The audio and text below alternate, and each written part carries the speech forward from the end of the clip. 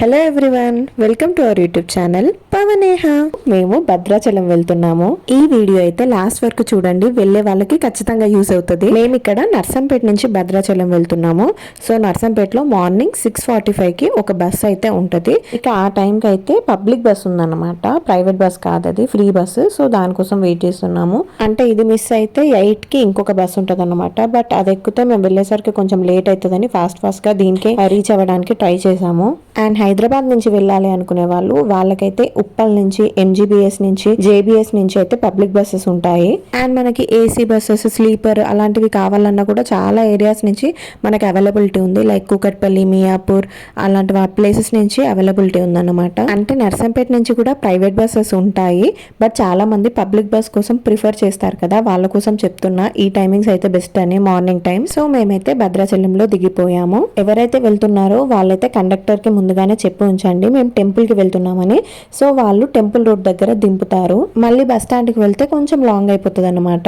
So అక్కడ దిగి మేమైతే ఆటో ఎక్కాము డైరెక్ట్ టెంపుల్ కి. మనిషికి 20 రూపీస్ అలా తీసుకున్నారు అంతే. ఇక మేము టెంపుల్ దగ్గరికి వచ్చి మా చెప్పల్స్ అండ్ ఫోన్స్ అన్ని కింద ఇచ్చేయాలన్నమాట. సో అక్కడ ఇచ్చేసాము. ఇచ్చేసి పైకి అయితే వెళ్తున్నాము. మన దర్శనం అయిపోయాక కిందికి వచ్చి మళ్ళీ ఫోన్ తీసుకొని పైకి అయితే వెళ్ళొచ్చు అనమాట. సో నేను ఇక్కడ అలానే వీడియో తీస్తున్నాను అనమాట. ఆల్రెడీ మా దర్శనం అయిపోయింది. దర్శనం అయితే చాలా చాలా చాలా బాగా జరిగింది.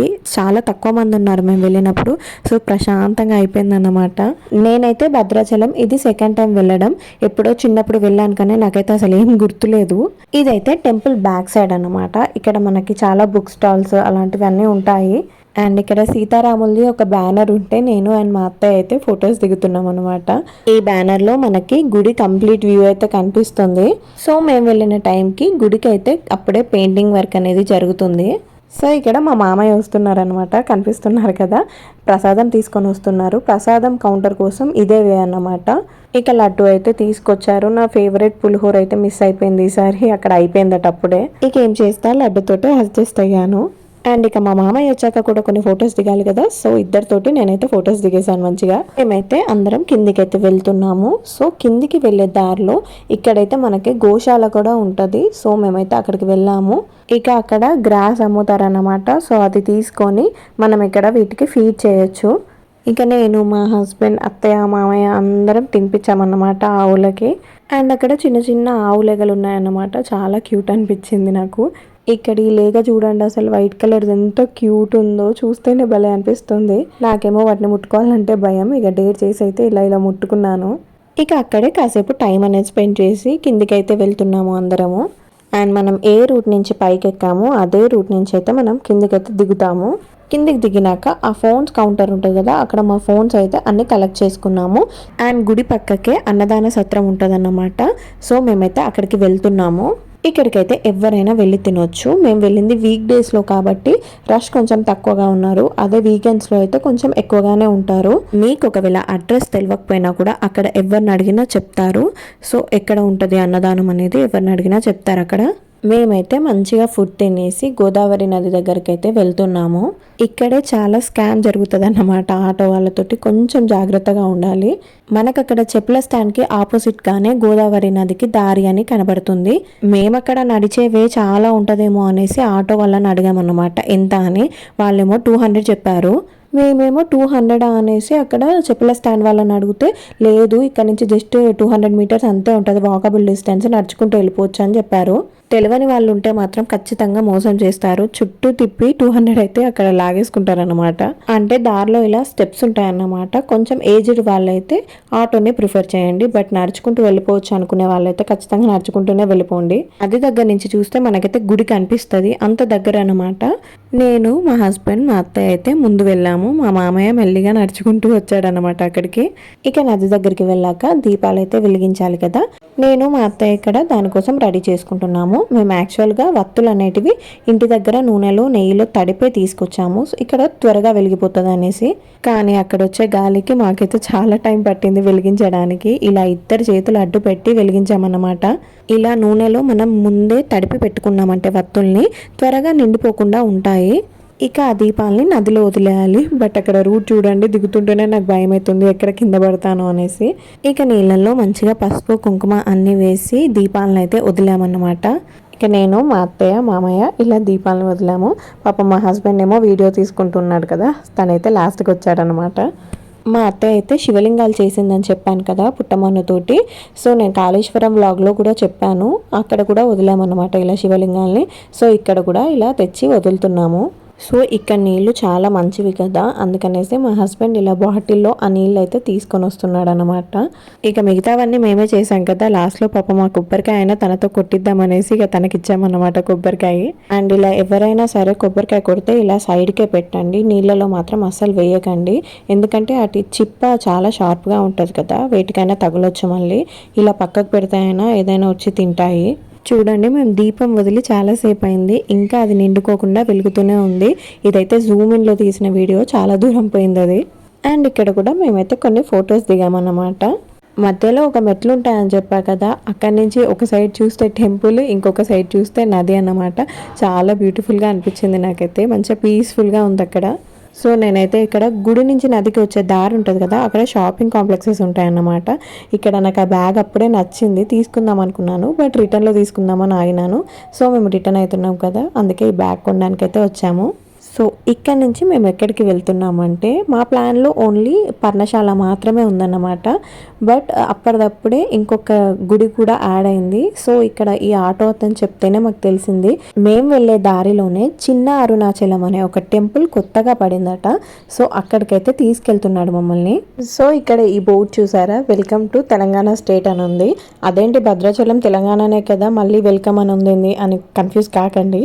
గుడి తెలంగాణలోనే ఉంది, బట్ మధ్యలో కొంచెం పాటు మాత్రం ఆంధ్ర వచ్చి మళ్ళీ తెలంగాణ స్టార్ట్ అవుతుంది అన్నమాట. ఇక్కడ ఇంతసేపు చూపించాను కదా చెరువు, అదే బార్డర్ అన్నమాట, ఆంధ్రాకి తెలంగాణకి మధ్యలో. ఇక్కడ ఆటో దిగినాక వెంటనే మెయిన్ అట్రాక్షన్ కుమారస్వామి అయితే కనిపించారనమాట. ఎంత పెద్దగా చాలా బాగుండే అన్నమాట చూడడానికి. అండ్ నేను మీకు ఆటో డీటెయిల్స్ చెప్పలేదు కదా, పర్ పర్సన్ అయితే 200 రూపీస్ తీసుకున్నారు. 1000 అడిగారు ఫస్ట్, బట్ మేమైతే 800 రూపీస్కి అయితే మాట్లాడేసాము. మేము ఇక్కడ ఎక్కిన ఆటో అన్న కూడా చాలా మంచివాడు అన్నమాట, చాలా మంచిగా ఎక్స్ప్లెయిన్ చేస్తున్నాడు అన్ని. అండ్ ఇక లోపలికి ఎంటర్ కాగానే మనకి ఇక్కడైతే ఒక శివలింగం కనిపిస్తుంది. అండ్ అక్కడే ఉంటుంది అరుణగిరికి దారి, అంటే ప్రదక్షిణాలకి దారి అన్నమాట. ఫస్ట్ అయితే ఇక్కడ శివలింగంకి దండం పెట్టుకొని మేమైతే ప్రదక్షిణ స్టార్ట్ చేసాము. అండ్ ఇక్కడ ప్రదక్షిణ చేసే టైంలో స్పెషాలిటీ ఏంటంటే, ఇక్కడ సహస్ర లింగాలు ఉంటాయన్నమాట, అంటే 1000 లింగాలు ఉంటాయి. అండ్ ఇక్కడ బోర్డు కూడా ఉంది చూడండి, 1008 బ్రహ్మసూత్ర లింగాలకు దారి అని. మేమైతే చూడగానే షాక్ అయ్యాం, అసలు ఏంటి ఇన్ని లింగాలు ఉన్నాయండి అని. మధ్యలో ఇలా పెద్దవి కూడా లింగాలు ఉన్నాయి చూడండి. ఇది ఫస్ట్ లింగం, అగ్నిలింగం అన్నమాట అది. అండ్ దాని పక్కనే ఇలా చిన్న చిన్నవి అన్ని వరుసగా లింగాలు అనేటివి పెట్టారన్నమాట. అండ్ అక్కడే రమణ మహర్షి తెలుసు కదా, అరుణాచలంలో ఉంటారు, ఆయన విగ్రహం కూడా కనిపించింది. అండ్ రమణ మహర్షి విగ్రహం పక్కన కూడా ఇలా చిన్న చిన్న లింగాలు చాలా ఉన్నాయి. అన్నీ ఒక్క షేప్లో లేవన్నమాట, కొన్ని కొన్ని డిఫరెంట్ షేప్స్లలో కూడా ఉన్నాయి. దాని పక్కన ఇక్కడ యమలింగం, ఇదైతే సెకండ్ లింగం అన్నమాట అక్కడ. అండ్ తర్వాత ఇక్కడ ఇంకొక లింగం ఉంది, దీని పేరు నేను వీడియో తీయలేదు, సో అందుకే నాకు తెలియట్లేదు అన్నమాట ఏది అనేసి. అండ్ దాని పక్కనే ఇక్కడైతే సూర్యలింగం ఉంది.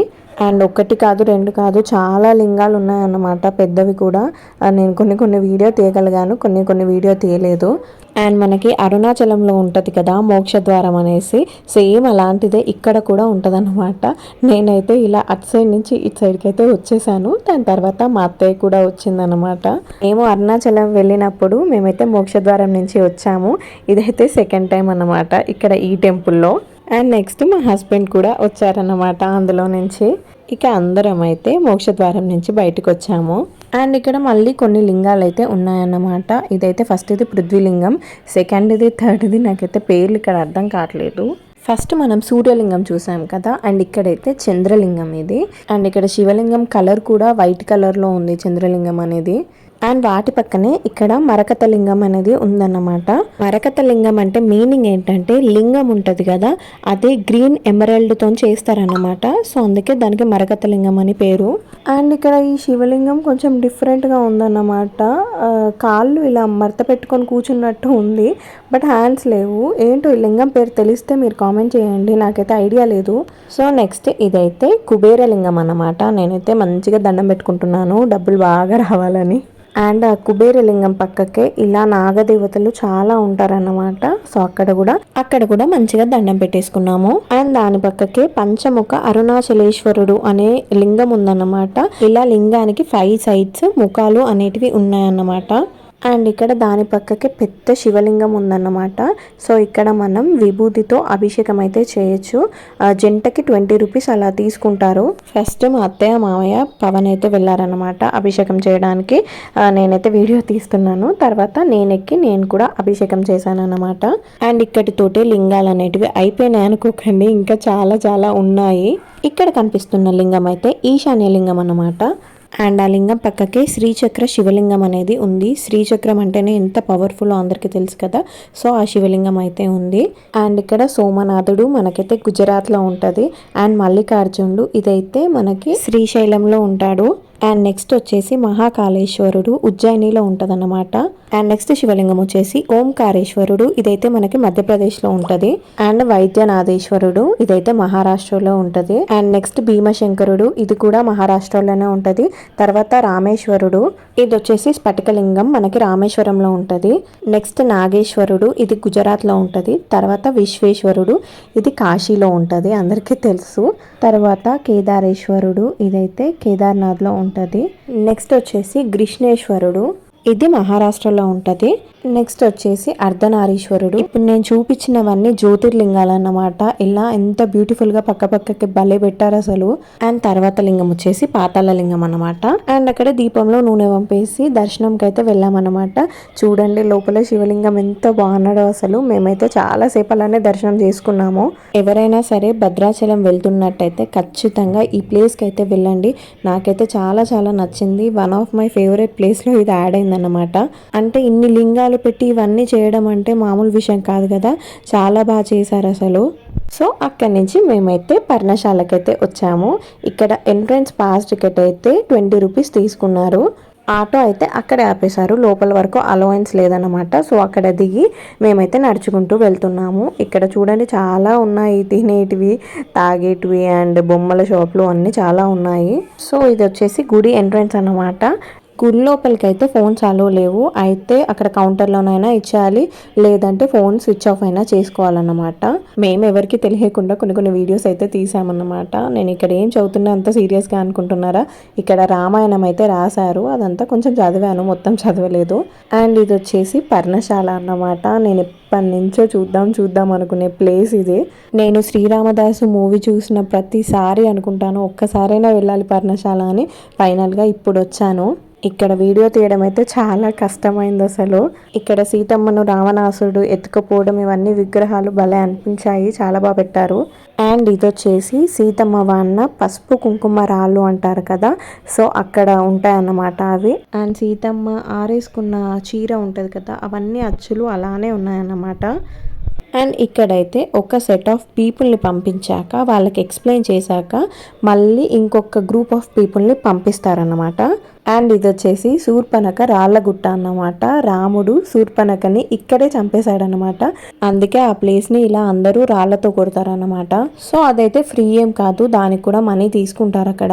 అండ్ ఇక్కడ దారిలో నేను మా అత్తయ్య ఇలా కొంచెం షాపింగ్ చేసామన్నమాట, బ్యాంగిల్స్ ఇయర్ రింగ్స్ అలా. అండ్ ఇక్కడ చూడండి ఇది గోదావరి నది ఇక్కడ కూడా ఉంటుంది. సో ఇక్కడ బోటింగ్ కూడా ఉంటుంది అన్నమాట. బట్ మేము వెళ్ళిన టైంలోనైతే అక్కడ ఎవరు లేరు, సో మేము కూడా ఇక చేయలేదు. అండ్ తర్వాత ఇక నడిచి ఓపిక లేదని ఇక్కడైతే మేము నన్నారి తీసుకున్నాము. మీలో నన్నారి ఎంతమందికి తెలుసో చెప్పండి. అండ్ ఒకటి నార్మల్ లెమన్ సోడా కూడా తీసుకున్నాము. ఫస్ట్ టైం నేనైతే నన్నారి తాగడం బాగానే అనిపించింది నాకైతే. సో ఇక అది తాగేసి మేమైతే రిటర్న్ అయిపోయాము. ఇక అప్పటికే ఆకలిస్తుందనేసి మా మామయ్య రెగ్గాయలు ఉన్న కంకులు తీసుకున్నారు. అవి ఆటోలో కూర్చొని తినుకుంటూ వెళ్తున్నాము.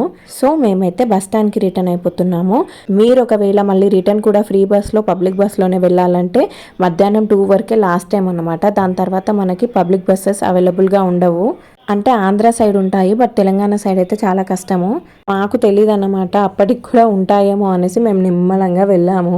ఆటో అతను యాక్చువల్గా ఉంటాయని చెప్పాడు, సో అందుకే మేము అంత ఫాస్ట్గా వెళ్ళలేదన్నమాట. సో అక్కడికి వెళ్ళాక తెలిసింది 2 వరకే లాస్ట్ అని. సో ఇక మేము ఫాస్ట్గా వెళ్ళమని చెప్పాము. మేము వెళ్ళేసరికి 6:30 అయింది బస్ స్టాండ్కి. 8కో ఏమో ఒక బస్సు వచ్చిందనమాట సూపర్ లగ్జరీది. అప్పటి వరకు వెయిట్ చేసాము, తిండి లేదు ఏం లేదు అసలు. సో ఎవరైతే వెళ్తున్నారో మీరైతే ఖచ్చితంగా రిటర్న్ టైమింగ్స్ కూడా తెలుసుకొని వెళ్ళండి, ఎందుకంటే ఆ బస్ మిస్ అయితే నెక్స్ట్ మాకు బస్సు కూడా ఉండకపోయేది అసలు. So that's it guys. మా వ్లాగ్ కనుక మీకు ఇన్ఫర్మేటివ్గా అనిపిస్తే ప్లీజ్ ఖచ్చితంగా కింద కమెంట్ చేయండి. And please don't forget to like, share and subscribe to our channel Pavaneha. Bye bye అందరికీ.